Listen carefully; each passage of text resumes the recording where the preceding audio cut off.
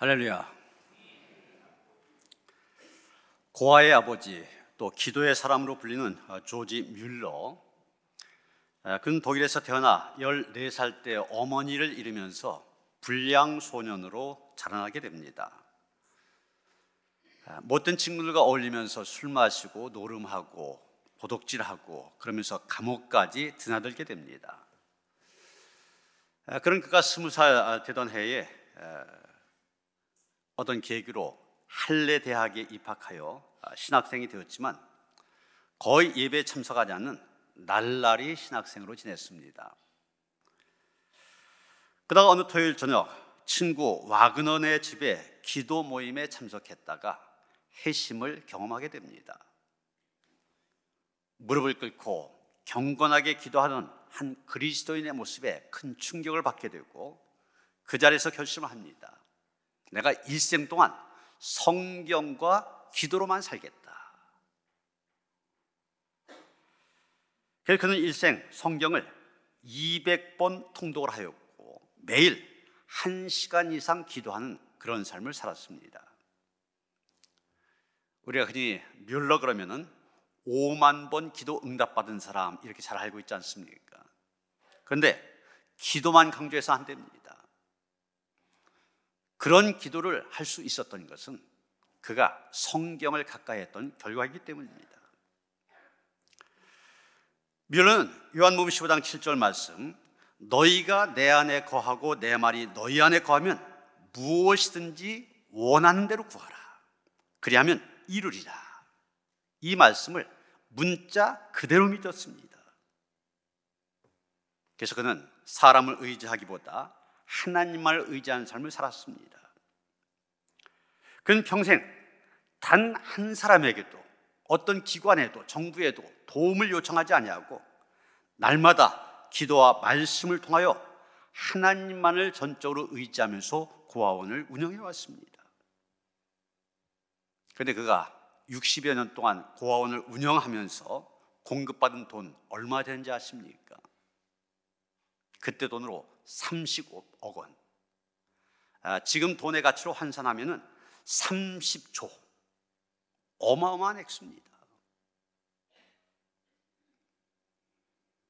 사람과 타협하지 아니하고 오직 하나님 한 분만 의지하고 그분의 도움만 받으려는 절대 신앙의 모범을 우리는 그에게서 보게 됩니다. 정말 60여 년 동안 고아원을 운영하면서 조지 뮬러 많은 기적을 체험했는데 그 중에 잘 알려진 이야기가 있습니다. 폭우가 쏟아지던 어느 날 아침이었습니다. 고아원에 먹을 수 있는 것이 다 떨어졌습니다. 아무것도 남아있지 않았습니다.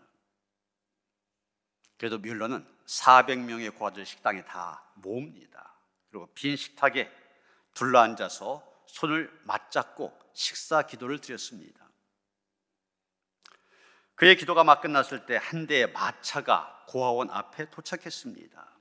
그리고 그 마차에는 아침에 막 구운 빵과 신선한 우유가 가득 들어 있었습니다.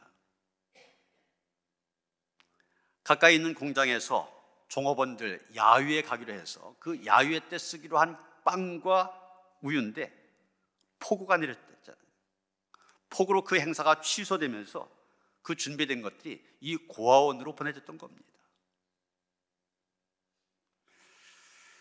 여러분, 뮬러가 영국에 갔을 때 지금의 코로나와 같은 유행병으로 어른들이 죽어나가고 고아원들이 많이 생기게 됩니다.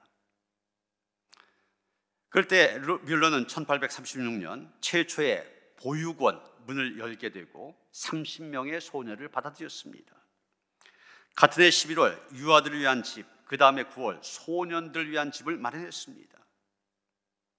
1870년까지 그는 학교가 있는 5개 커다란 보육원에 2,000명의 고아들을 돌보았습니다.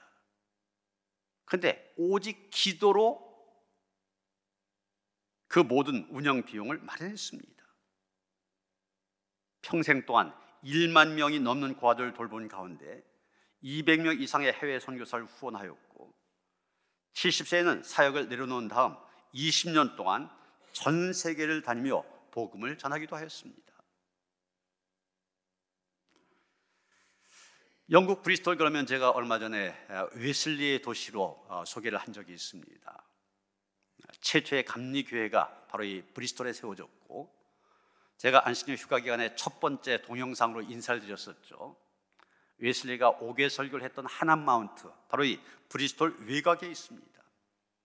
그래서 브리스톨 그러면은 웨슬리의 도시, 그렇게 얘기할 수도 있지만 가서 보니까 뮬러의 자체가 더 많이 있습니다. 뮬러가 실제로 운영했던 뮬러 하우스라든지, 이제 뮬러 그 고아원들이 대학으로 발전되어지고, 또 심지어 그 뮬러 기념 박물관까지 있습니다. 그래서 그 박물관에 들어갔었는데, 거기 보면 뮬러 목사님이 사용했던 책상을 비롯해서 아이들이 입었던 옷이라든지, 아이들이 이제 장성에서 고아원을 떠나게 될 때 그들에게 들려줬던 커다란 진가방, 시계, 이런 것들, 1800년대의 모습을 그대로 볼 수 있는 것들이 있었습니다. 저는 많은 것들이 전시되어 있는데 그중에서 가장 눈길을 끄는 것이 하나 있었습니다. 그 전시한 것들 맨 마지막에 뮬러들의 고백, 이런 제목으로 쓰여져 있는 글들입니다. 뮬러들, 이것은 뮬러의 후계자들 얘기한 겁니다. 뮬러의 정신을 이어받아서 그 사업을 계속 하고 있는 사람들, 이 사람들이 뭐라고 고백했냐면, 우리는 지금도 뮬러 목사님의 정신을 그대로 지키고 있습니다. 사람에게 도움을 구하지 말라. 모든 일은 기도하고 응답을 기다리며 결정하라. 지금도 살아있는 뮬러들이 이 기적을 이어가고 있습니다. 지금도 뮬러 재단에서는 세계 곳곳 6천여 명의 고아들을 돌보고 있다는 겁니다. 이 뮬러의 삶은 평범한 사람이 하나님을 신뢰할 때 어떤 일이 일어나는지를 보여주고 있습니다.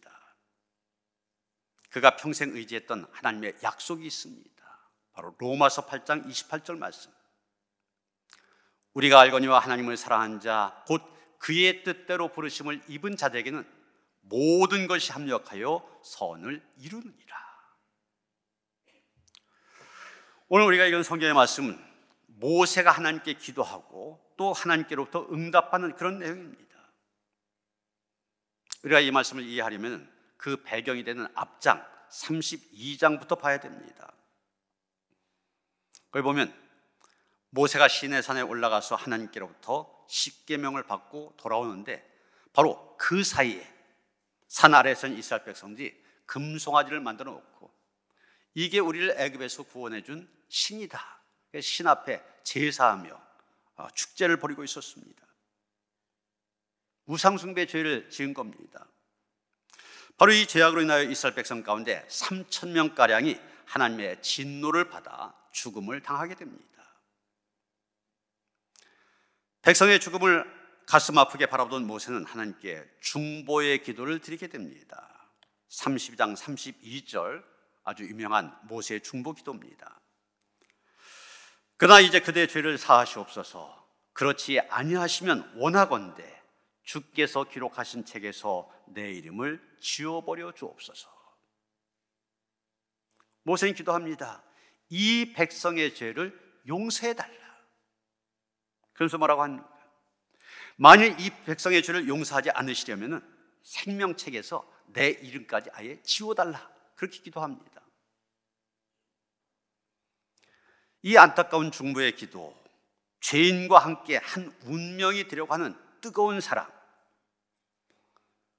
그런 것이 담겨있는 이 기도를 들으시고 나서 하나님의 진노가 다소 누그러졌습니다. 그래서 이 모세의 기도에 응답의 말씀을 주시는데 바로 33장 3절의 말씀입니다.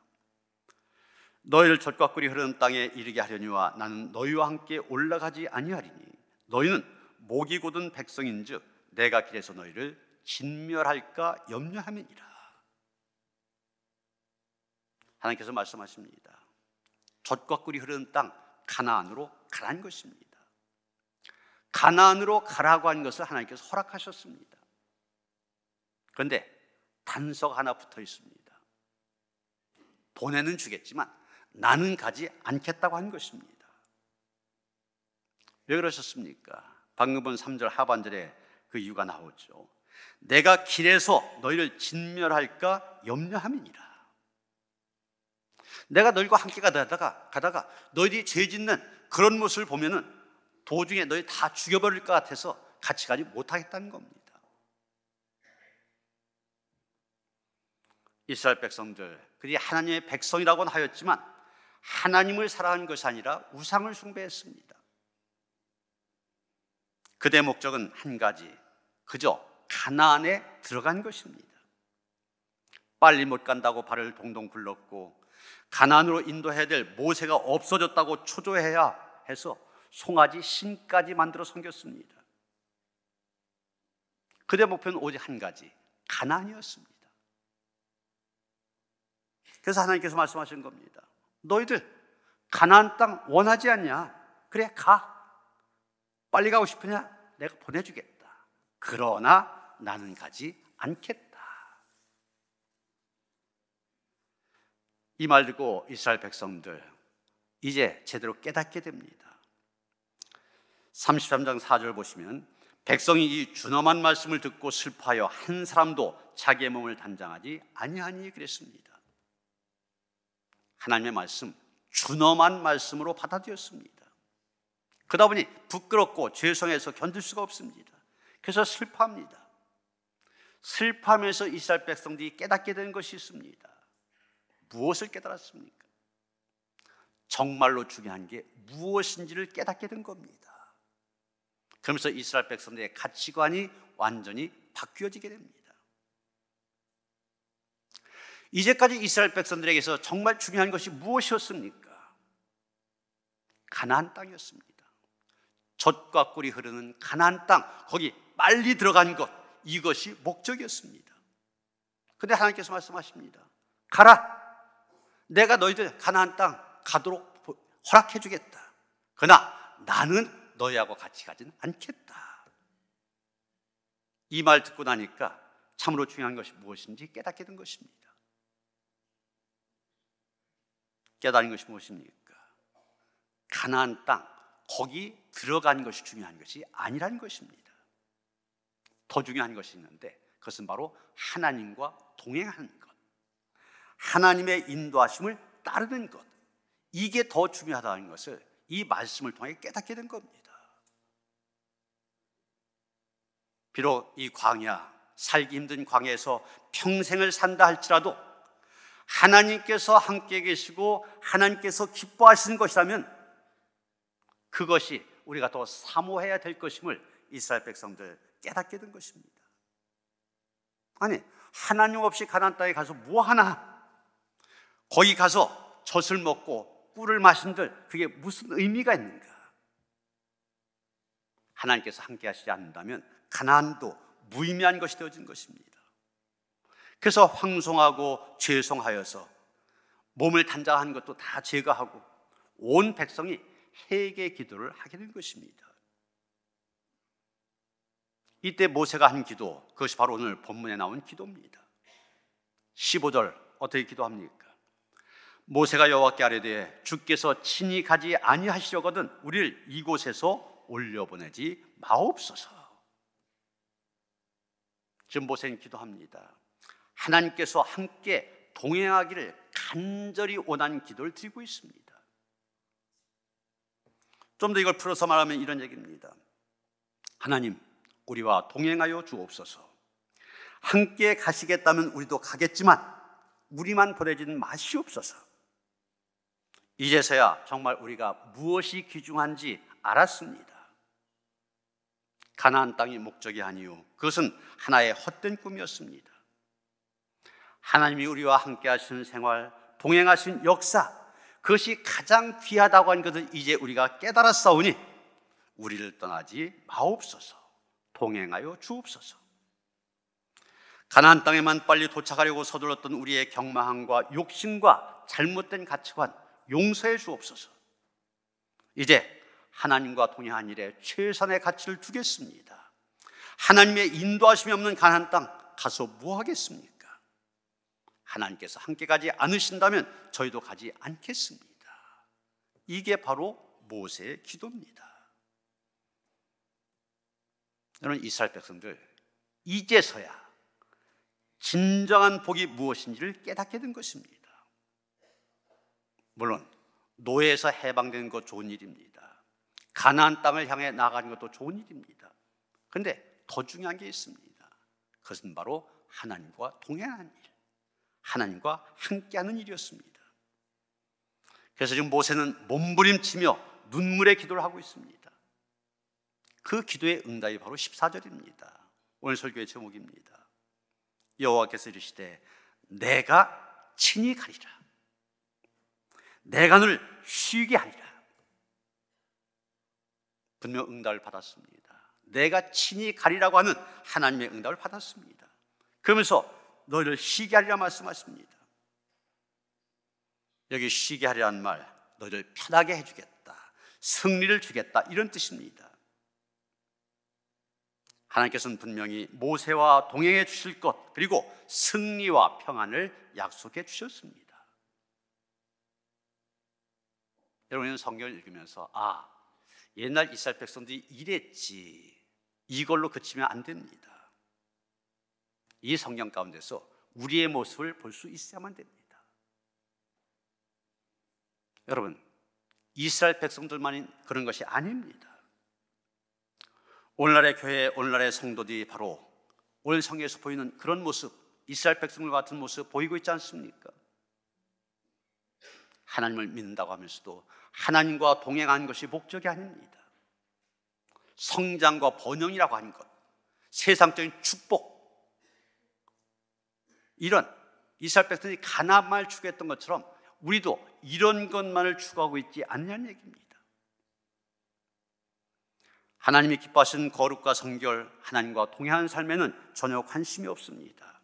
오직 번영과 성공이라고 하는 목표를 향해서 오직 그것만을 위하여서 기도한다는 것입니다.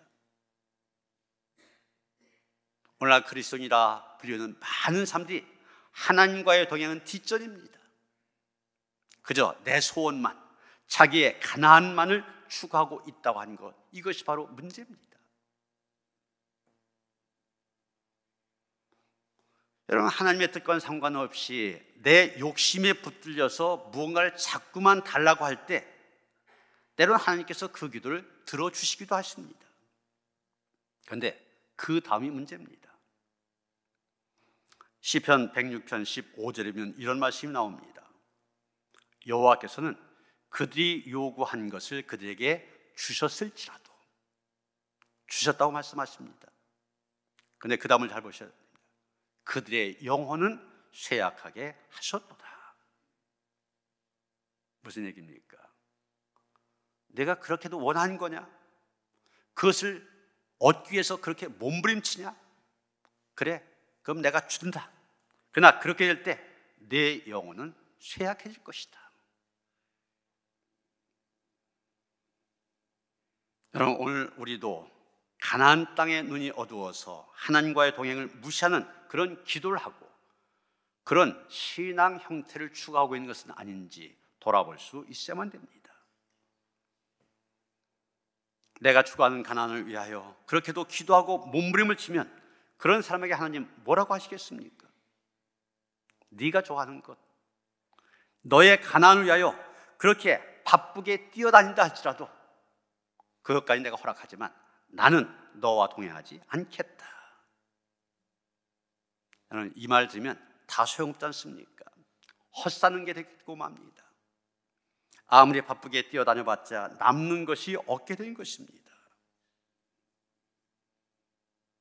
물론 우리는 때로는 가나안을 위한 기도해야만 됩니다. 그래서 중요한 것은 그런 기도로 끝나서는 안 된다는 것입니다. 정말 우리가 삼아야 되는 기도는 하나님과 동행하고자 하는 그런 기도입니다. 주여, 제가 주님과 동행하게 하옵소서.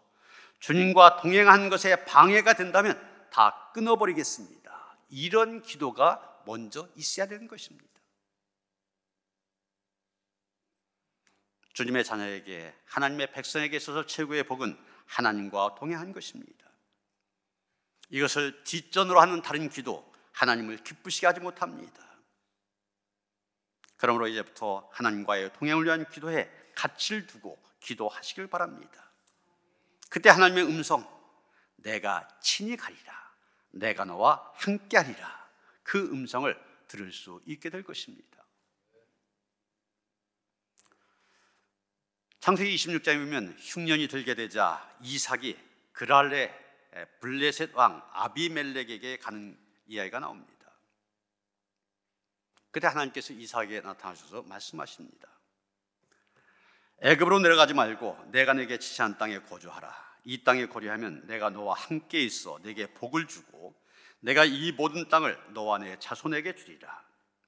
내 아버지 아브라함에게 맹세한 것을 이루어 내 자손을 하늘의 별과 같이 번성하게 하며 이 모든 땅을 내 자손에게 주리니 내 자손으로 말미암아 천하 만민이 복을 받으리라.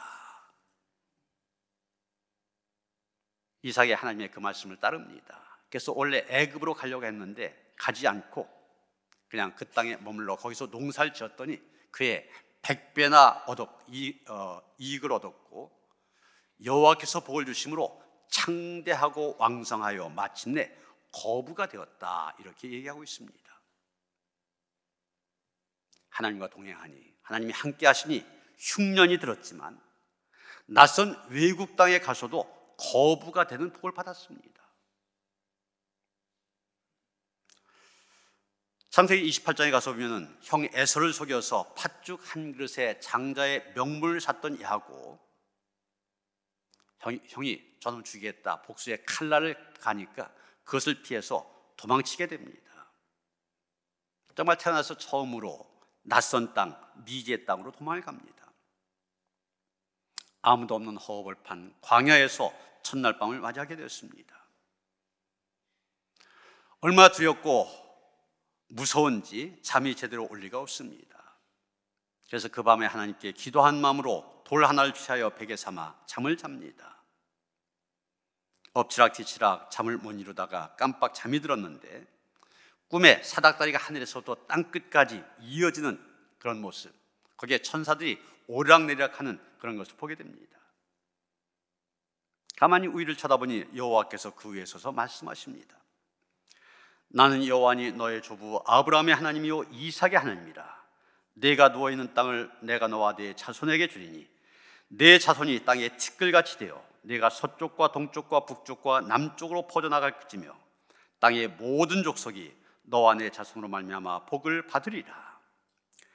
내가 너와 함께 있어 내가 어디로 가든지 너를 지키며 너를 이끌어 이 땅으로 돌아오게 할지라.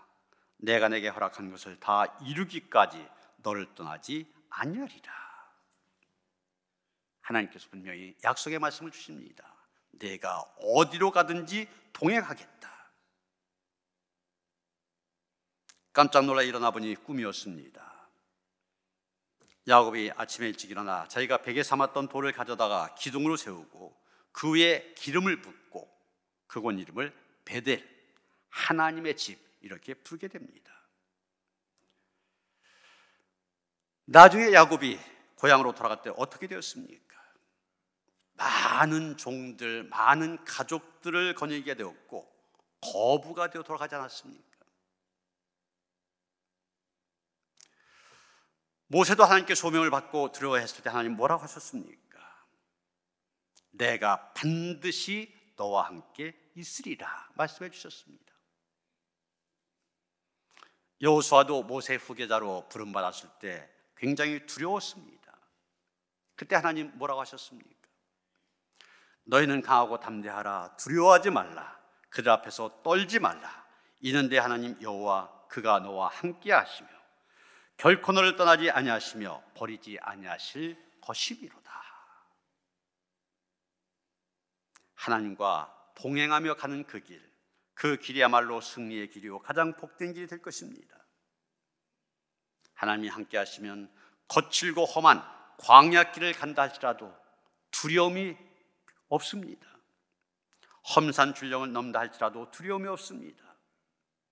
폭풍과 몰아치는 바다를 항해한다 할지라도 아무런 두려움이 없습니다.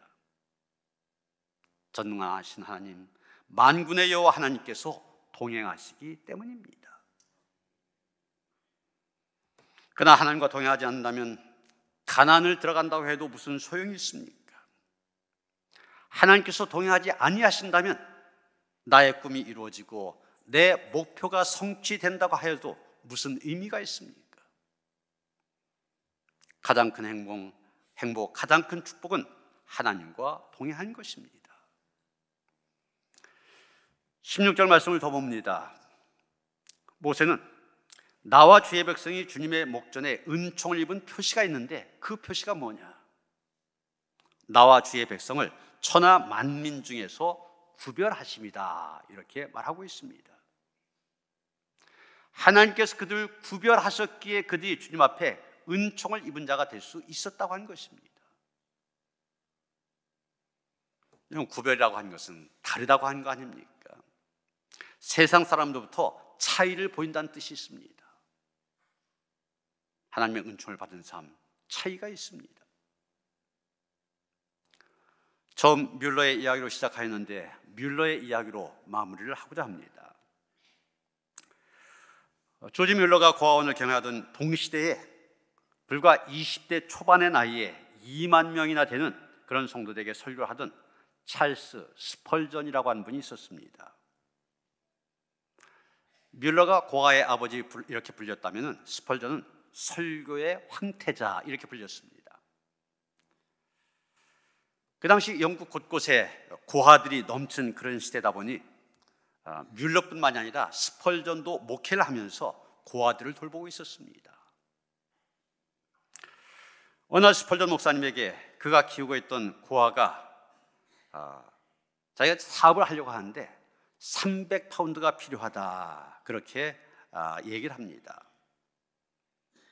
그래서 스펄전이 서재로 가서 곰곰이 생각을 하다가 전화기를 들었습니다. 친구 목사 4명에게 전화를 해서 내가 가서 부흥 집회를 인도할 테니 사례금을 미리 달라 그렇게 요청을 했습니다. 그래서 돈을 모았더니 딱 300파운드가 모여졌습니다. 그 돈을 들고 너무 기뻐 하나님께 기도합니다. 하나님, 필요한 돈을 채워주셔서 감사합니다. 그렇게 기도하고 났는데 하나님의 음성이 들렸습니다. 그 돈 300파운드 조지 뮬러에게 갖다 줘. 이 음성을 들은 스펄전은 나 하나님의 음성 듣지 못했어. 이거 헛소리 들은 거야. 그러면서 그냥 넘기려고 했습니다. 그런데 3번씩이나 그 음성을 듣게 됩니다. 화가 나서 300파운드를 들고 뮬러의 고아원으로 갔습니다. 가보니 없었습니다. 어디 갔나 했더니 기도실에서 기도 소리가 들립니다. 문을 열고 들어서는데 이런 기도 소리가 들려옵니다. 하나님, 우리 고아 중에 하나가 사업을 하려고 하는데 300파운드가 필요하대요. 그 돈 주세요. 이 소리를 들은 스펄전이 화가 나서 강대상에다가 그 300파운드를 던지면서 여기 하나님의 응답이 왔어. 그러고선 돌아갔다는 겁니다.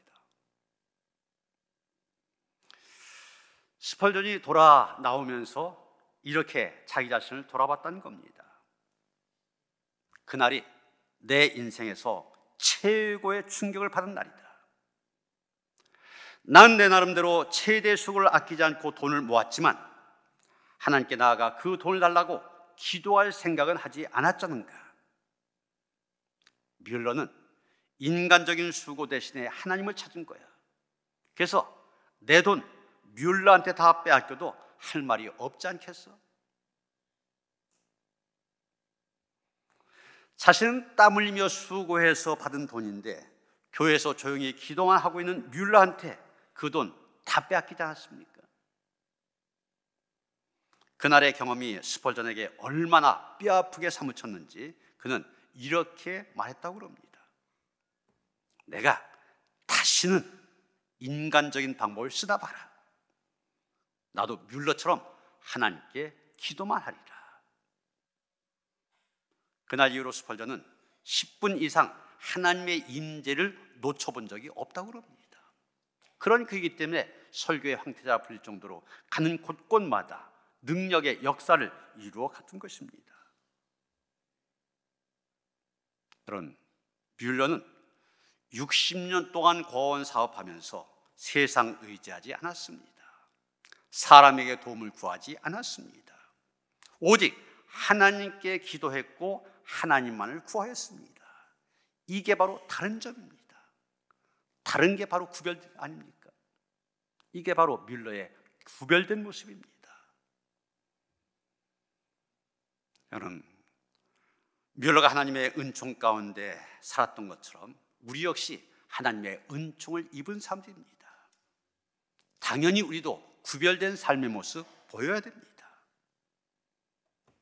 우리가 사는 세상에서 죄악의 세상이지만 구별된 성도답게 구별된 삶으로 이전뿐만 아니라 이후도 하나님의 은총 가운데 가는 그런 성도들 되어주시기를 주님의 이름으로 축원합니다.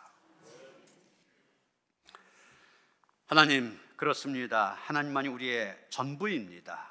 하나님만 구하게 하시고 하나님만 바라보게 하여 주시옵소서. 세상을 향했던 우리의 눈 돌려지게 하시고 하나님의 은혜 가운데 거하는 날마다의 삶이 되게 하여 주시옵소서. 예수 그리스도 이름 받들어 기도하였사옵나이다. 아멘.